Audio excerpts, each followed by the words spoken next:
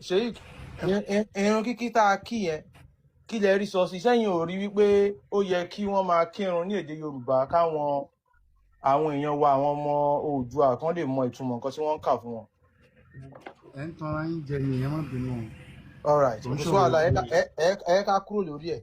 Ìdí tí ẹ fi lè fọwọ́ sí ni wípé ẹ̀sìn Islam àwa kọ́ la ní. Ṣé ẹ understand? Sheikh, ẹ ká pa sórí ọ̀rọ̀ wa lẹ́yìn tí a ti bá yín sọ̀rọ̀ àti rí pé kò sẹ́ẹ̀rì pé ẹni tó bá fi Islam lè táwa lè sọ fáwọn èèyàn wa wípé. ẹ̀rí wà ogun tẹ́yìn sọ yẹn kò yé yín. Ìbéèrè mi ẹlẹ́ẹ̀kejì tí mo bí yín mo fẹ́ padà sí pé ẹ ṣe sùúrù sà ẹ ṣe sùúrù sà ìbéèrè mi eléyìí sà ẹlẹ́ẹ̀kejì ẹ̀ṣẹ̀ mẹ́ta wo ni mùsùlùmí lè ṣẹ̀ tí Allah àti Muhammadu sọ pé irú ẹni bẹ́ẹ̀ kẹ́ pa? Ẹ̀yin náà ní kẹ́ kà fún wa. Ṣé nǹkan tẹ́ ẹ̀ sọ fún wa ní pé ẹ ò mọ̀? Ẹ kà fún wa ṣe bẹ́ẹ̀ yín náà lẹ́ ń palẹ̀ ń dáná tẹ̀ ká. No, Sheikh, ẹ sọ fún wa lẹ́ẹ̀kan ẹ sọ wípé ẹ mọ tó ṣẹlẹ̀ ní pé ẹ ṣe sùúrù ṣe kì í ṣe pé fẹ́ kẹ́kọ̀ọ́ bí ẹ fẹ́ ta ata ẹni pé mo wà pẹ̀lú mi ò sí nítorí mo sáré lọ kírun lẹ́ẹ̀kan ni mo sáré lọ kírun lẹ́ẹ̀kan mi ò lè dúró láwùjọ báyìí bọ̀ tí mi ò ní mo ń wo ogun tẹ̀sí torí mi ò ríro eléyìí rí. ẹ dúró Sheikh fẹ́ kẹ́kọ̀ọ́ ni gẹ́gẹ́ ìbéèrè tí mo bí yín sà tí ẹ ò bá mọ̀ ṣe rí ẹ sọ fún wa pé ẹ ò mọ̀ àwa máa gbé jáde. èmi lẹ sọ pé tí bá mọ̀.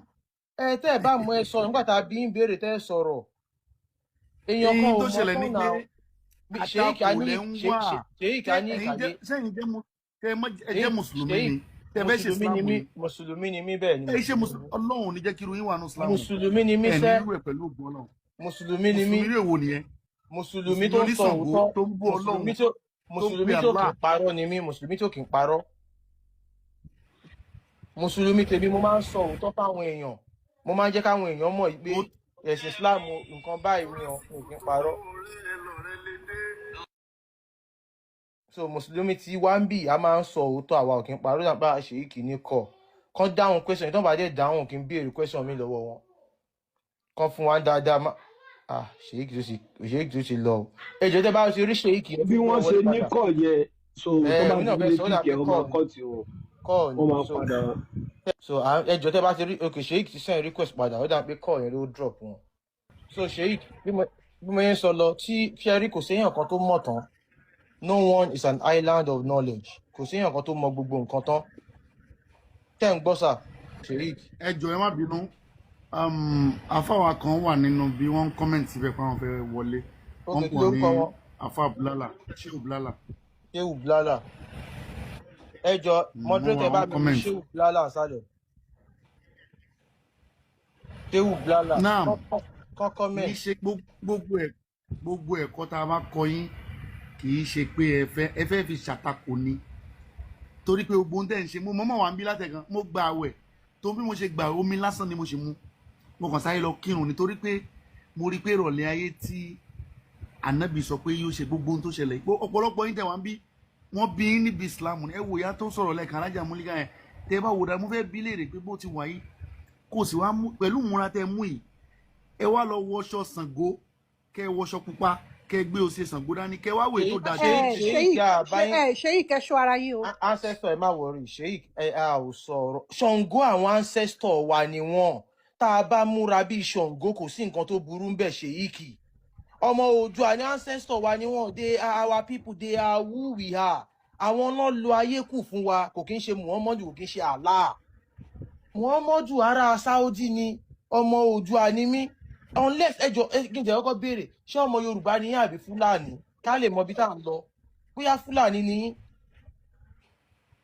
ta ni pátápátá ìmúra Fúlàní ni wà níbi tó ti wọṣọ Yorùbá sí ìmúra wọn tó jọ gbogbo píṣọ wọn ni mo ti wò pátá ìmúra Fúlàní ni.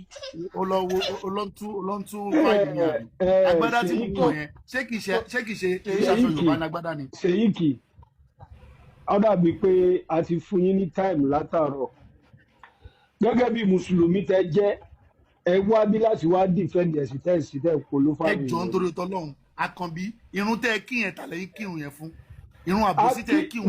mo ti sọ fún yín ká tó kírun yẹn irun tá a kí yẹn a kí ní èdè àwọn òkè bẹ́ẹ̀ni kankan a kí fún àwọn ọmọ Yorùbá ni kọ́ lè mọ ìtumọ̀ ihun táwọn àfáà ń kà fún wọn lórí irun ìgbà tẹ wọ́n tẹ́fẹ̀ sí béèrè lọ́wọ́ yìí pé ìjẹ́ lè kírun lédè Yorùbá ẹni rọ́là ń pa fúnra wa ẹ lè ẹ́fà kírun yẹn lédè Yorùbá torí pé kò síbi dájú jẹ́ ìgbóhùn dìde ẹni sùn ẹ̀yìn land ṣé n tó wà sọ́ra tó fàtí àníyàn rẹ̀ sí ká yẹn ó yá máa kà alihamudulilayi rabbil alamin ẹ̀yìn land ọpẹ́ ni fún kò ẹni sùúrù ọba kò àgbáńlá sí ayé ẹni sùúrù ìhun tẹ́ ń kà nínú Kùránì fáwọn èèyàn lórí irun tẹ́ bá kà lóde Yorùbá kò sí ìmáàmù ọ̀hún wọn á lù jáde ní mọ́sálásí ni.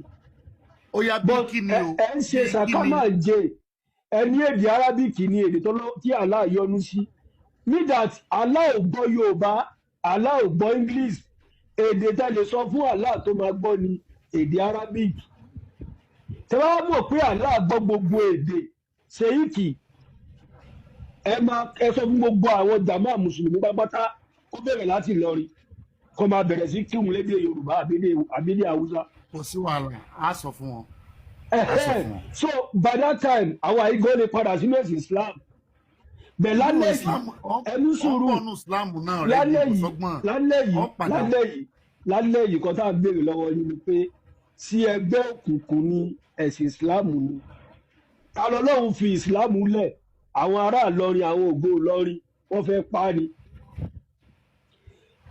Sísà wa kan ní Kánò lórí gbàgbé orúkọ sísà yìí tó bá rántí orúkọ rẹ̀ Deborah ó sọ̀rọ̀ nínú kíláàsì lásán wípé sí ẹ̀sìn làwọn wá lẹ́yìn ní skul ni àbáwọn wá kọ́ ẹ̀kọ́ wọ́n pa sísà wa yẹn wọ́n dáná sun ni. ní last 2 weeks wọ́n pa èèyàn almost 200 people wọ́n ní bí wọ́n ṣe ń practice Islam kò yẹ láwùjọ àwọn kò pé Islam wọn ò pé ní Kwara State wọ́n pa gbogbo wọn ni. ẹwà àtijọ́ ìdáwọn Boko Haram ti ń pààyàn ẹwà àtijọ́ ìdáwọn ẹ̀sìn ti ń pààyàn kò sí àáfàá kan tó jáde tó pè wọ́n ní mùsùlùmí rí. àwọn adẹ́rìí pé gbogbo àwọn Boko Haram ẹ̀sìn tó ń pààyàn àwọn bandits yẹn àwọn gangan ni wọ́n di òpó ẹ̀sìn Islam mú àwọn ni wọ́n fi ìwà jọ Ànábì Muhammadu àwọn ni wọ́n fi ìwà jọ Saddam Hussein àwọn náà fi ìwà jọ Osama bin Laden àwọn náà fi ìwà jọ àwọn Taliban àwọn náà fi ìwà jọ àwọn Al-Qaeda àwọn gbogbo náà di òpó ẹ̀sìn Islam wọ́n di òpó ẹ̀sìn Islam báyìí torí gbà tí Allah gbé Muhammadu dìde after 40 years old ọ̀gá o èèyàn tó ti pé 40 years ànábì Allah wá gbé dìde kó jí sí òun